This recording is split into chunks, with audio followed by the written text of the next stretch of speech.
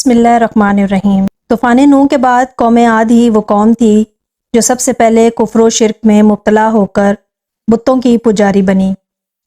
انہیں اپنے بتوں کی خداؤں پر بڑا گھمنڈ تھا۔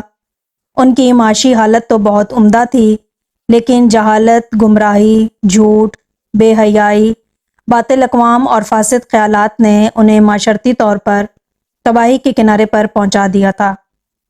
چنانچہ کفر و شرک کے سمندر میں غرق قوم عاد کی بدعمالیاں جب اپنی آخری حدود پار کر گئیں تو اللہ تعالیٰ نے ان میں سے اپنے ایک نیک بندے حضرت ہود کو پیغمبر بنا کر مابعوث فرمایا۔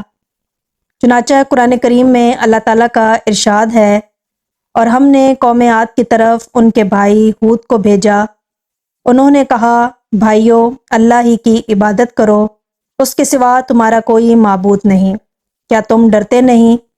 تو ان کی قوم کے سردار جو کافر تھے کہنے لگے، تم ہمیں کم عقل نظر آتے ہو اور ہم تمہیں جھوٹا خیال کرتے ہیں۔ انہوں نے کہا کہ میری قوم مجھ میں حماقت کی کوئی بات نہیں ہے، بلکہ میں رب العالمین کا پیغمبر ہوں۔ میں تمہیں اللہ کا پیغام پہنچاتا ہوں اور تمہارا امانت دار خیر خواہ ہوں۔ کیا تم کو اس بات سے تعجب ہوا ہے کہ تم میں سے ایک شخص کے ہاتھ تمہارے پروردگار کی طرف سے تمہارے پاس نصیحت آئی تاکہ وہ تمہیں ڈرائے؟ اور یاد تو کرو کہ جب اس نے تم کو قوم نوح کے بعد سردار بنایا، بس اللہ کی نعمتوں کو یاد کرو تاکہ نجات حاصل کرو۔ وہ کہنے لگے، کیا تم ہمارے پاس اس لیے آئے ہو کہ ہم صرف ایک ہی اللہ کی عبادت کریں، اور جن کو ہمارے باپ دادا پوچھتے چلے آئے ہیں ان کو چھوڑ دیں؟ بس اگر تم سچے ہو تو ہم کو جس عذاب کی دھمکی دیتے ہو اس کو ہمارے پاس لے آؤ۔ ہود نے کہا، تمہارے پروردگار کی طرف سے تم پر عذاب اور غضب نازل ہو چکا ہے۔ کیا تم مجھ سے ایسے ناموں کے بارے میں جھگڑتے ہو جو تم نے اور تمہارے باپ دادا نے اپنی طرف سے رکھ لیے ہیں، جن کی اللہ نے کوئی سند نازل نہیں کی؟ تو تم بھی انتظار کرو، میں بھی تمہارے ساتھ انتظار کرتا ہوں۔ پھر ہم نے ہود کو اور جو لوگ ان کے ساتھ تھے ان کو نجات بخشی، اور جنہوں نے ہماری آیات کو جھٹلایا تھا ان کی جڑ کاٹ دی، اور وہ ایمان لانے والے تھے بھی نہیں۔ حضرت ہود ایک طویل عرصے تک اپنی قوم کو واعظ و نصیحت کرتے رہے۔ کبھی وہ انہیں اللہ کی طرف سے عطا کردہ نعمتوں کی یاد دلاتے تو کبھی عذاب الہی سے ڈراتے، لیکن وہ بہرے اور اندھے بنے رہے۔ تاریخی کتب میں ہے کہ حضرت ہود مسلسل 50 برس یا اس سے بھی زیادہ درس و نصیحت میں مصروف رہے۔ قوم عاد کے 13 قبائل میں سے لقمان اور قلجان نامی قبائل نہایت طاقتور تھے اور انہیں حکمران کی حیثیت حاصل تھی۔ حضرت ہود نے جب دعوت حق دی اور کفر و شرک چھوڑ کر ایک اللہ کی بندگی کی طرف بلایا تو لقمان قبیلے نے سخت مزاحمت کی اور حضرت ہود کے دشمن ہو گئے۔ اس کے برعکس دوسرے قبیلے خلجان نے حضرت ہود کی باتوں پر غور و خوض کیا اور ان میں سے اکثر جلد ہی آپ کی دعوت کو قبول کر کے ایمان لے آئے۔ حضرت ہود نے اپنی قوم کو راہ حق پر گامزن کرنے کی ہر ممکن کوشش کی، مگر قوم نے ان کی دعوت قبول کرنے سے انکار کر دیا، تو بالآخر انہوں نے بارگاہ الہی میں مدد کے لیے دستے دعا دراز کیے، جسے قرآن کریم نے یوں بیان کیا، نبی نے دعا کی ہے کہ اے پروردگار، انہوں نے مجھے جھوٹا کہا ہے، پر تو میری مدد فرما۔ اللہ نے اپنے نبی کی فریاد کے جواب میں فرمایا، اے نبی، یہ بہت جلد اپنے کیے پر پچھتانے لگیں گے۔ اللہ تعالیٰ نے اپنے نبی کی دعا قبول فرمائی اور قوم عاد پر عذاب کی ابتدا ہو گئی۔ بادلوں کے فرشتے کو حکم دیا کہ اب بارش نہ برسائی جائے، چشموں کے فرشتے کو حکم دیا کہ ان کے ٹھنڈے، میٹھے اور شفاف پانی سے لبریز چشموں اور آبشاروں کو خشک کر دو۔ چنانچہ دیکھتے ہی دیکھتے ان کے سرز و شاداب کھیتوں کھلیان سوکھنے لگے اور مویشی مرنے لگے، یہاں تک کہ لوگ پینے کے پانی تک کو ترسنے لگے۔ کثیر تعداد میں پیدا ہونے والے پھل اور اناج ناپید ہو گئے۔ پوری قوم خشک سالی کا شکار ہو کر بدحال اور پریشان ہو گئی۔ یہ سلسلہ مسلسل 3 سال تک جاری رہا۔ حضرت ہود سے اپنی قوم کی یہ پریشانی دیکھی نہ جاتی تھی۔ آپ بہت افسردہ اور پریشان رہتے، اور پھر ایک دن انہوں نے اپنی قوم سے فرمایا، اے میری قوم کے لوگو، تم اپنے پالنے والے سے بخشش مانگو اس کے آگے توبہ و استغفار کرو، وہ تم پر آسمان سے موسلا دھار مینہ برسائے گا اور تمہاری طاقت اور قوت میں اضافہ فرمائے گا، اور دیکھو گنہگار بن کر روح گردانی نہ کرو۔ قرآن کریم اور احادیث مبارکہ میں توبہ استغفار کے بڑے فوائد بیان فرمائے گئے ہیں۔ ابن ماجہ اور ابن داؤد میں حدیث مبارکہ ہے کہ جو پابندی سے استغفار کرتا ہے، اللہ تعالیٰ اس کے لیے ہر فکر سے کشادگی اور ہر تنگی سے راستہ بنا دیتا ہے، اور اسے ایسی جگہ سے روزی دیتا ہے جو اس کے وہم و گمان میں بھی نہیں ہوتی۔ بہرحال حضرت ہود کے لاکھ سمجھانے کے باوجود اس قوم پر کوئی اثر نہ ہوا، بلکہ نہایت ڈٹھائی کا مظاہرہ کرتے ہوئے کہنے لگے کہ ہم محض تیرے کہنے پر اپنے آباء و اجداد کے اور اپنے ان معبودوں کو کیوں چھوڑ دیں۔ قرآن کریم نے اسے یوں بیان کیا ہے، اے ہود، تم ہمارے پاس کوئی دلیل تو لائے نہیں، اور ہم صرف تمہارے کہنے سے نہ اپنے معبودوں کو چھوڑنے والے ہیں اور نہ تم پر ایمان لانے والے، بلکہ ہم تو یہ سمجھتے ہیں کہ ہمارے کسی معبود نے تمہیں آسیب زدہ کر دیا ہے۔ عذاب الہی کے ابتدائی مراحل میں ہی خشک سالی نے قوم عاد کی حالت ابتر کر دی، چنانچہ ان کے سرداروں اور دانشوروں نے اس سے نجات پانے کے لیے مختلف تدابیر پر غور و غوض شروع کر دیا۔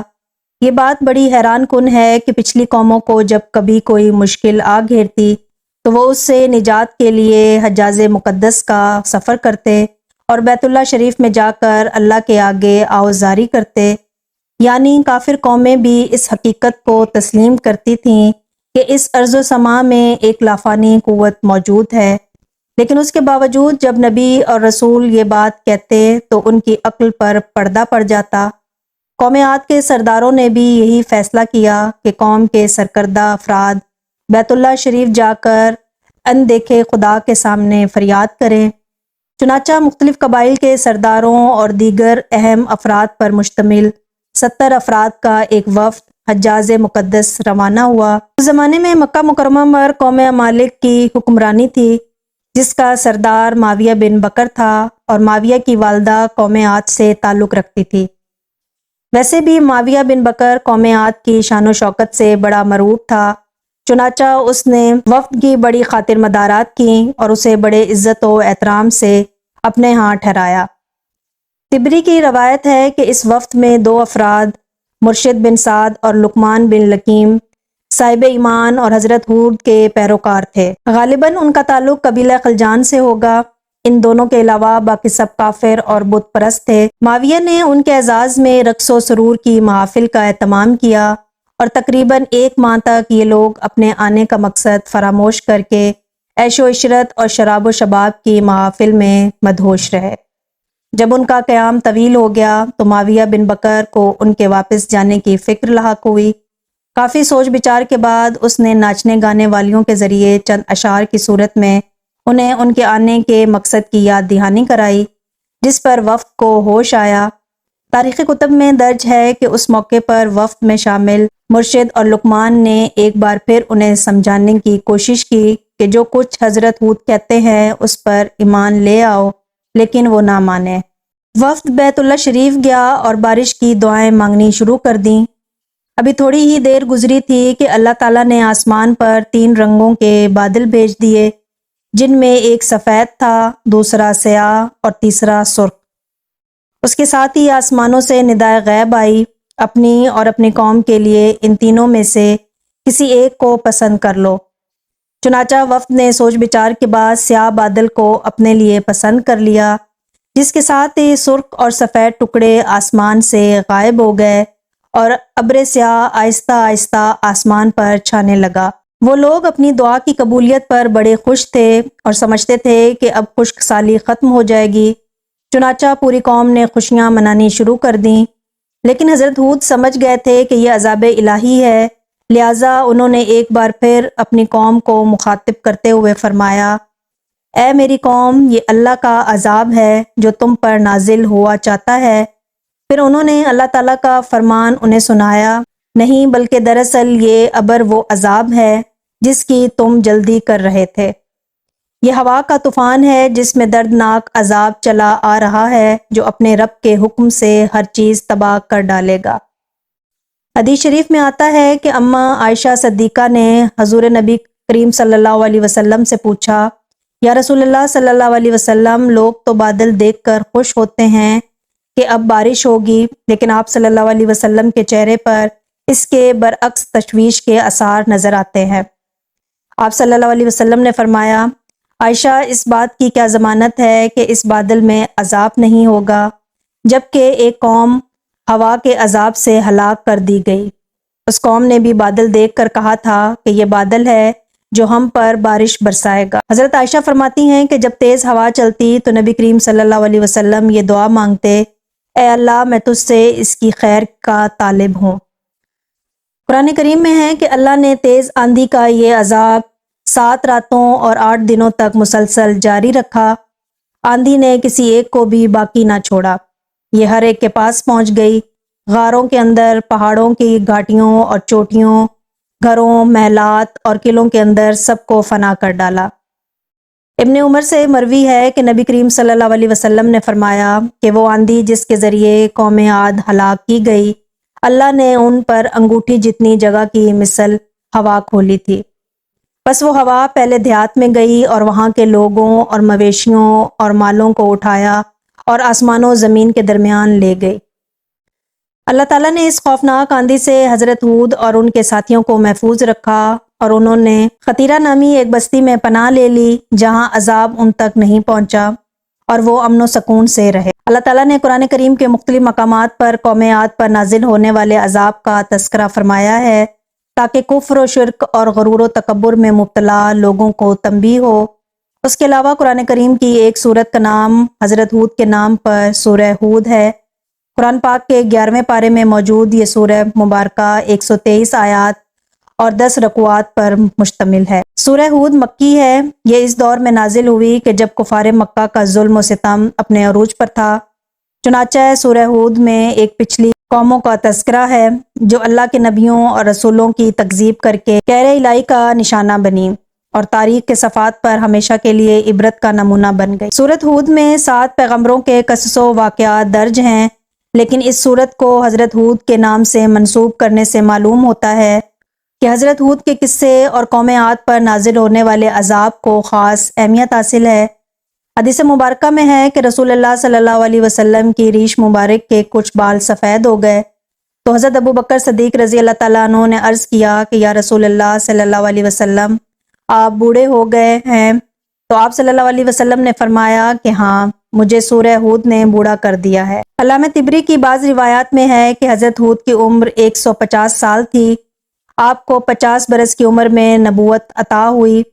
50 برس تک قوم کو واعظ و نصیحت کرتے رہے۔ قوم کی ہلاکت کے بعد مزید 50 برس تک زندہ رہے اور اہل ایمان کو واعظ و درس فرماتے رہے۔ تاریخی کتب سے پتہ چلتا ہے کہ حضرت ہود کا مزار حضر موت کے ایک مقام پر ہے جہاں عرب کے مختلف حصوں سے ہزاروں کی تعداد میں لوگ جمع ہوتے ہیں، اگرچہ یہ قبر تاریخی طور پر ثابت نہیں ہے۔ یہ تھے قوم عاد کے لوگ جنہوں نے اپنے رب کی آیتوں کا انکار کیا اور اس کے رسولوں کی نافرمانی کی اور ہر ایک سرکش نافرمان کے حکم کو مانا۔ دنیا میں بھی ان پر لعنت لگا دی گئی اور قیامت کے دن بھی۔ دیکھ لو، قوم عاد نے اپنے رب سے کفر کیا۔ ہود کی قوم آپ پر لعنت ہو۔ جس طرح قوم عاد تباہ ہو گئی، ان کے بعد مومنوں نے ان کی باقی بچ جانے والے مکانات پر قبضہ کر لیا اور وہاں رہنے لگے۔ پھر ہود علیہ السلام نے حضر موت میں وفات پائی۔